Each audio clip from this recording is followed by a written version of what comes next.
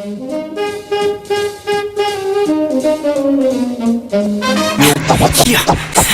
yeah, I say thinking of a master plan. Motherfucker, I'm a mastermind. I'm a 18-year-old dollar sign. I'm a one-man tragedy. I'm Caliban. I'm sharp as fuck, but no. Check it out, it's your boy K Dot. Give it a shout out, Dub CNN. Hear all exclusive shit from West Coast to everywhere else. Top Dog NT signing off. Yeah. Okay, I've been hearing your name pop up a lot. What have you been doing, as far as getting your name out there? These streets, man. Steady grinding in the streets, mixtapes, freestyles, hopping over everybody else's mixtapes. I'm American Recycle, getting mixtapes. Just buzzing the streets, man, keeping it local. Okay, how do you view the internet as a promotional tool? The internet is a big promotional tool, man. It's a site to broaden out your music, man, instead of just keeping it boxed in local, you know what I'm saying? So everybody else can hear it all around the world instead of just your neighborhood or whatever. Okay. That's everyday life. Pure artistry. So what's your next project, bro? What was that? What's your next project this thing, bro? My next project? Oh, I got a mixtape coming out called Training Day. When is that coming out?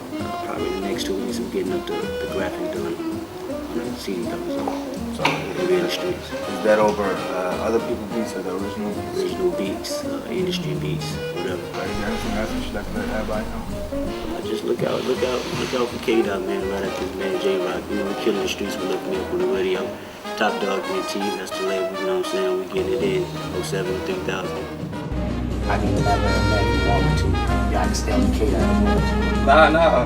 Who's Kendrick Lamar? Kendrick Lamar is Compton, California. I mean, that's what I represent. I mean, my whole life, that's what I put in my music. It's about stories of young black males, individuals trying their best to escape the influences of the city. You know what I'm saying? So that's me. That's what I represent. Crips, power rules, motherfucking crack moms, motherfucking deadbeat daddies. All that shit is instilled in me. I mean, so Kendrick Lamar is Compton. Lamar is in the building. Focus.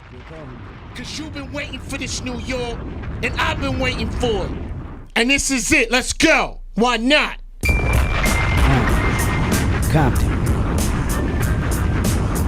V.I. Heard a conversation with my father talking to his favorite partner at the domino table. Tony had told him that he saw a young nigga hopping out, busting like 4 charters, popping pills, mix a gallon of Sherman, some holy water. Mix a gallon of Sherman, some holy water, sell it to a priest, he probably can get it off by tomorrow. It's wicked with my favorite uncle kick it, fiends trying to kick the addiction of sucking glass dicks. Vivid images going gets any fantasy you can fathom. Phantoms ain't the only thing that's suicidal. Open the doorway to a soul. Rapper Kendrick Lamar raised some eyebrows last night when he opened the BET Awards singing on top of a vandalized cop car. Wouldn't you know, we've been hurt, been down before. Hit her when our pride was low. Looking at the world like, where do we go? Hit her and we hate po-po. When they kill us dead on the street for sure. Hit her, I'm at the preacher's door. My knees getting weak and my gun might blow, but we gon' be alright. Did you catch that? Lamar stated his views on police brutality with that line in the song.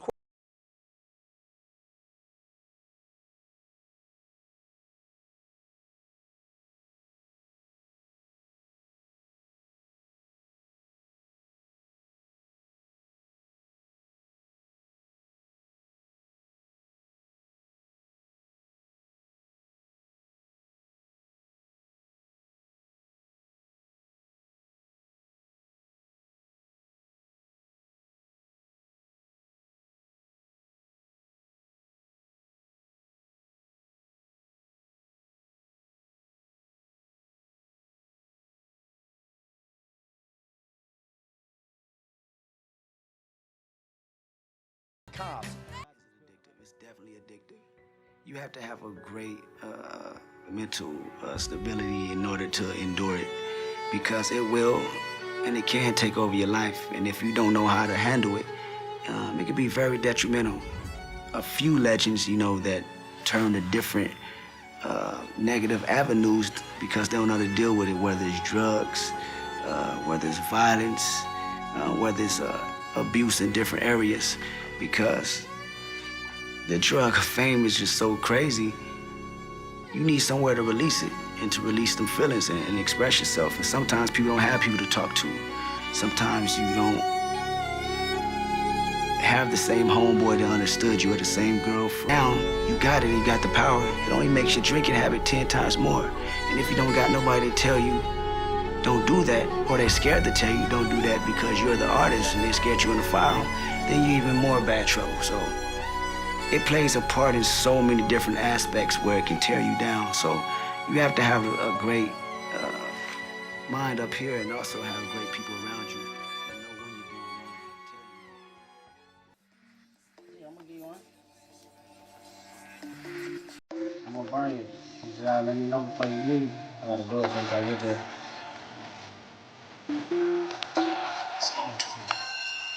Yeah, you know.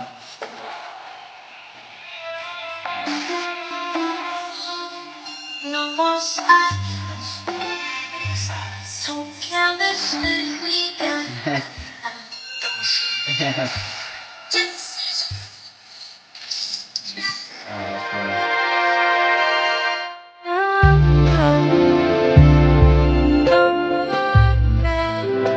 She say that real music is back, nigga.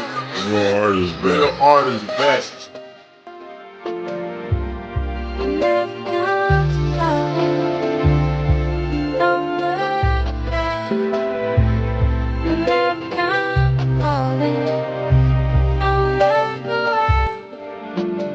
Kendrick Lamar. It's been 3 hours since the EP's dropped. Yes, sir.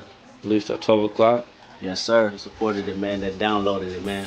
Really appreciate it. It's only been out 3 hours, and the feedback I'm getting on it is tremendous, man. I just want to say I appreciate y'all, man, for even just taking the time out to go to your computers and support good music, man. You know what I mean?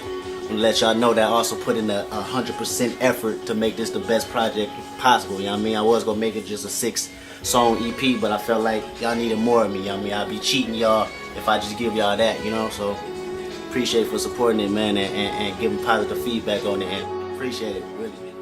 Yeah, we went really, really hard on this project, though. I finally go to sleep now, real talk. Feel good? Feel real good. Check I love it the down. response that we getting right now. Everything is looking real lovely right now. So, that's all I got to say.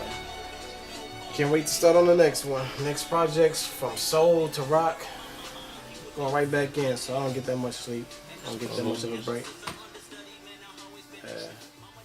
Be on the lookout for the next project, though. New York radio like that. It has been at least 4 years when Game's last project. Probably Game. Yeah, Game's been the last one. Absolutely.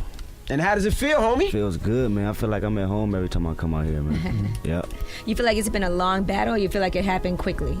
Nah, I've been working at this for years, man. I know, because I met you years ago. So I know some people might think it kind of happened overnight, like Kendrick Lamar came out of nowhere, the people that weren't up on you at first, but it really was a long time. Right, patience. It's not even your first record deal. You were signed to Def Jam back in the day. Yeah, a little bit.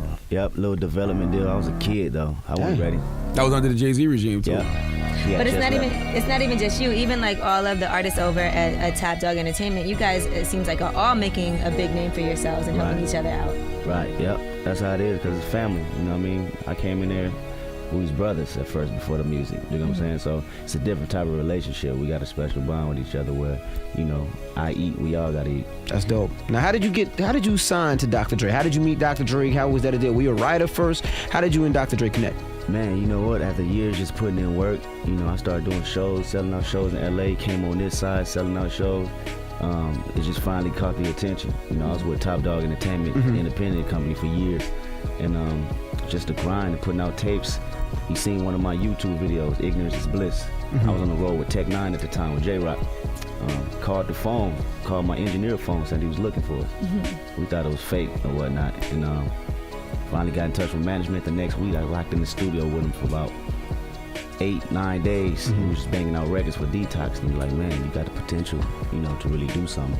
So the whole thing was he wanted to get me in the studio and really catch a vibe, because you know, you can see a lot of artists and they might not, you know, have the same type of, you know, feel that you see on, you know, TV or whatnot. You know, he said the chemistry was there. He wanted to go all the way with it. Was that the first time you met Dre? Before that, did Dre seem like a unicorn to you, like a mythical figure you'd hear about but never see? Felt like he was under underground railroad dungeon somewhere. Like you never see this dude.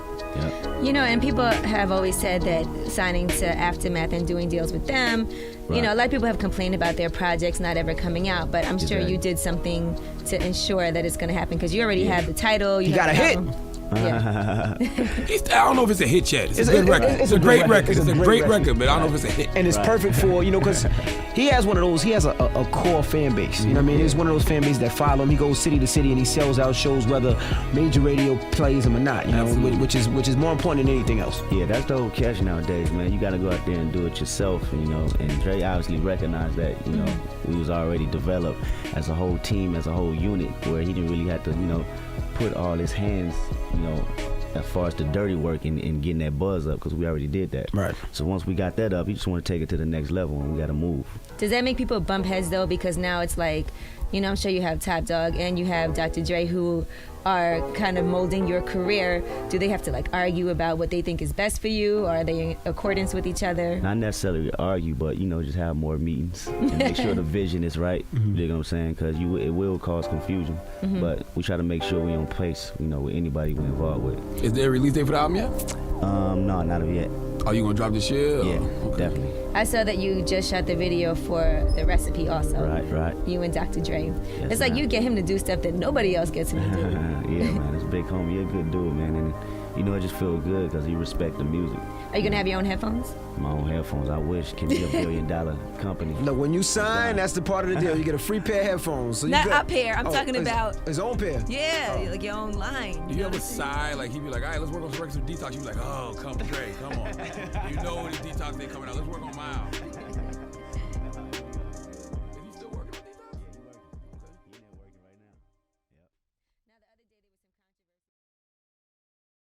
News. What impact do you think this award will have? Yeah, I think it's going to have. I mean, on the one hand, I kind of find it interesting that rap music at its core, it's rebel music. You know, it's an outlaw, maverick music that whose intent is to challenge the status quo. But then, but then on the other hand, you know, so the community is not really looking for like a stamp of approval per se. Like Kendrick is going to continue to produce his art. But what I do think as far as dismantling the canon, when we talk about the literary canon, the music canon, I think this will go a far way in getting other voices involved, other more diversified, you know, voices from racialized communities, to include black communities being considered at the highest levels of artistic achievement. So empower others? It will most certainly empower others. And it also lends a certain air of validity to rap music, because there was Did it need that? I don't think it needed it. Rap community insiders, we know that it's operating at a very high artistic level, but I think cultural outsiders, they still tend to look at it as this sort of, it's a fad, it's a trend, it's only been around a couple of years, it's something that only young people listen to, that hip-hop is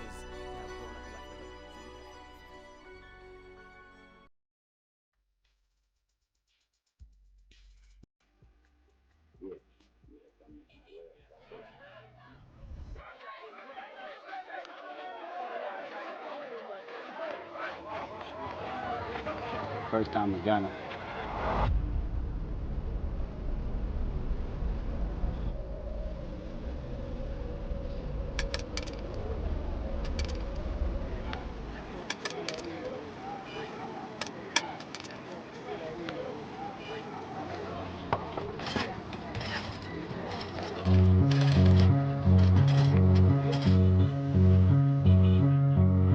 I couldn't even tell you what day it is. I was been in the moment.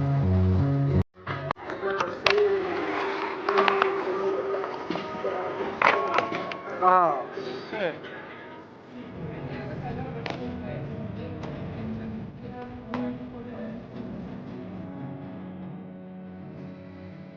This place was a hospital. They kind of gutted it out and then made it a creative space.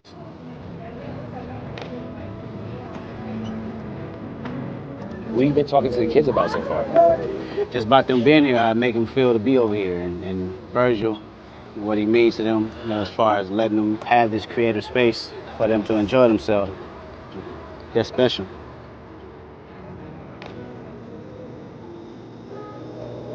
You always reveal a lot, but it sounds like the most personal body of work. Yeah, this is my most present.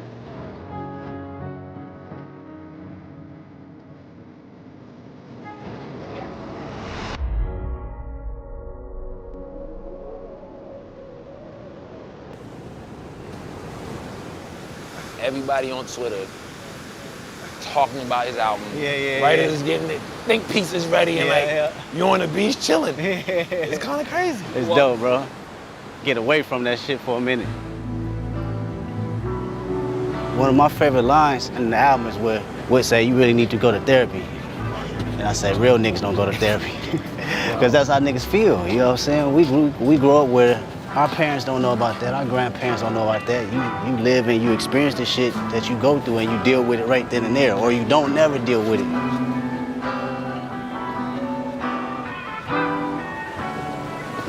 We learned to hold all our shit in.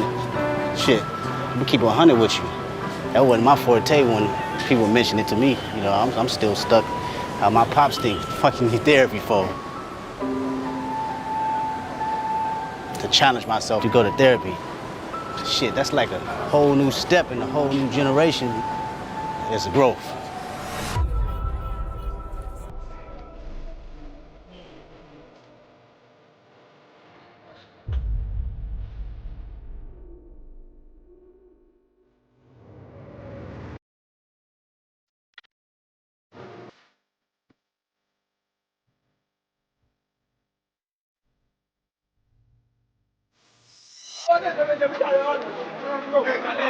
It's life shit. It's all about an experience.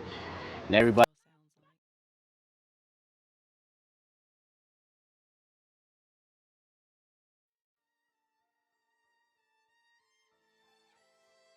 Good Kid, Mad City came out earlier this year. What can you tell us about it, and what message do you hope fans take away from listening to it? Yeah, Good Kid, Mad City. It was a self-reflection, you know, my life, my neighborhood, the people I grew up with, and the transitioning from being in the dark place to being in a positive space.